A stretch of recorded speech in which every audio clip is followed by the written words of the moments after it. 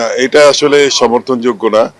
কারণ এই যে 2024 সালের 5ই অগস্টের পরে একটা পরিবর্তন আসে, সেখানে কিন্তু একটা নির্বাচিত বোর্ড ছিল।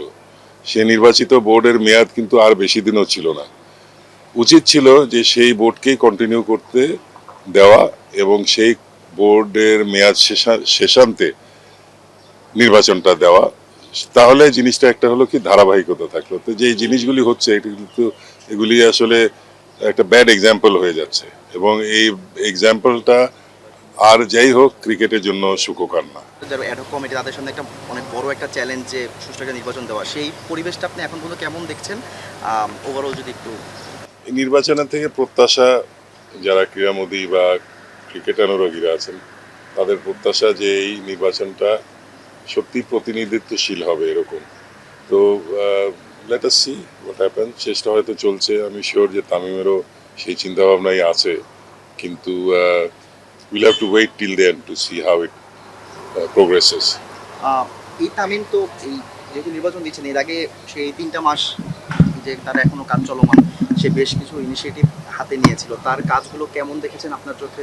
যদি এইখানে যে তাদের তো ডে টু ডে অ্যাফেয়ার্স গুলি তাদের সলভ করতে হয়েছে, কিছু ইস্যু ছিল সেগুলিও সলভ করতে হয়েছে, বাট তাদেরকে জাজ করতে হলে যেই দায়িত্ব দিয়ে এই কমিটিটা বানানো হয়েছে সেটা যদি তারা সুচারুভাবে সম্পন্ন করতে পারে তাহলে বলতে হবে তারা সাকসেসফুল।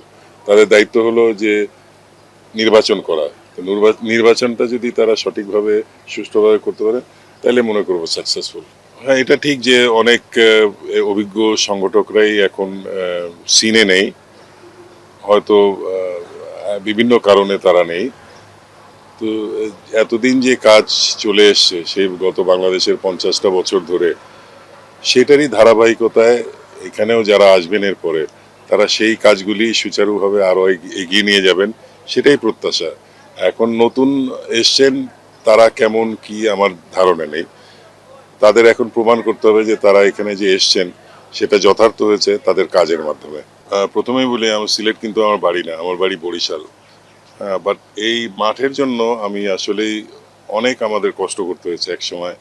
আমরা কক্সবাজারে তখন মাঠ তৈরি করার জন্য দৌড়াদৌড়ি করছে, আমার উপর দায়িত্ব ছিল, কিন্তু কক্সবাজারে কোনো না কোনোভাবে একটা প্রতিবন্ধকতা সৃষ্টি করা হচ্ছিল মাঠের ব্যাপারে। পরবর্তীতে অবশ্য ওই যে গলফ কোর্স যেটা ছিল সেইখানে পরিবর্তন আনা হয়, এনে ওখানে ক্রিকেটের মাঠটা করা হয়। আর সেই সময় আমাকে জাতীয় ক্রীড়া পরিষদের সচিব ছিলেন আমিনুল ইসলাম সাহেব, উনি বলছিলেন যে আপনারা সিলেটের মাঠটা কেন ডেভেলপ করেন না। আমার ধারণা ছিল না যে এখানে এরকম একটা মাঠ ছিল। এখানে কিন্তু মাঠ অলরেডি ছিল, কিছু খেলা টেলাও হতো, মোস্টলি হতো ওই যে হলিডে ক্রিকেট, তারপরে মেয়েদের ক্রিকেট কিছু কিছু হয়েছে এখানে। তো এখানে এসে 2007 সালে প্রথম আসি আমি, এসে দেখে আমি তো আসলে অভিভূত হয়ে যাই যে এত সুন্দর একটা লোকেশনে এরকম একটা মাঠ আছে। তো এইটাই আমি গিয়ে রিপোর্ট দেই যে এখানে করা যেতে পারে। আমার সাথে ছিল তখন জেমস রিগো বলে একজন ছিলেন ওয়ার্ল্ড টেলের কর্মকর্তা, পরবর্তীতে উনি ভারতীয় ক্রিকেট বোর্ডের মিডিয়া কনসালটেন্ট ছিলেন। এই টেলিভিশনের ব্যাপারে তারই মতামতটা গ্রাহ্য হতো বিসিসিআই এর কাছে, তাকে নিয়ে এসেছিলাম। তো সেও দেখে বলল যে এখানে খুব সুন্দর একটা ভেন্যু করা যেতে পারে, এটা নিয়ে তোমরা চেষ্টা করো। তো ওনার কিছু রেকমেন্ডেশন ছিল, সেগুলি দিয়ে যায়, সেগুলি আমি বোর্ডে পরবর্তীতে পেশ করি এবং সিদ্ধান্ত হয় যে হ্যাঁ এখানে আমরা একটা মাঠ করব এবং সেই অনুযায়ী ধাপে ধাপে এটা ডেভেলপ করা হয়েছে এবং আই এম শিওর যে এইখানের এই ফ্যাসিলিটিস এবং দৃষ্টিনন্দন যে বিষয়গুলি আছে এটা আনপ্যারালাল। এটা আমার মনে হয় যে কেউ ডিনাই করতে পারবে না। আমি তো এইখানে খেলাটা দেখতে এসে আমি খুবই এনজয় করি এবং আমি শিওর যে অন্য টিম যারা আসে তারাও কিন্তু খুবই আগ্রহী সিলেটে খেলা তাদের যাতে হয় এমনি।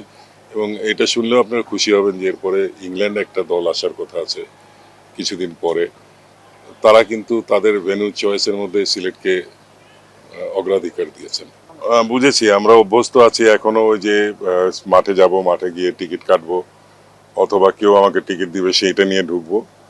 অনলাইনের বিষয়টা আসলে নতুন, তো একটু এটা অ্যাকসেপ্ট করতে, একটু গ্রহণ করতে একটু সময় লাগছে, বুঝতেও বিষয়টা। আমি যেরকম নিজেও এখনো কিন্তু পুরো এই বিষয়টা এক্সপার্ট না।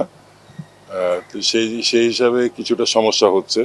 আমার মনে হয় টিকেটিং কমিটিতে যারা আছেন, যারা এই বিষয়টা দেখেন, একটা অল্টারনেটিভ চয়েস হয়তো রাখতে পারেন তারা, যারা এসে মাঠে এসে কাটবেন। কারণ অনেকে সেই মোবাইল হয়তো নাও থাকতে পারে, অথবা কম্পিউটার না থাকতে পারে, তো তারা কি করবেন? তারা তো খেলা থেকে বঞ্চিত হতে পারেন না।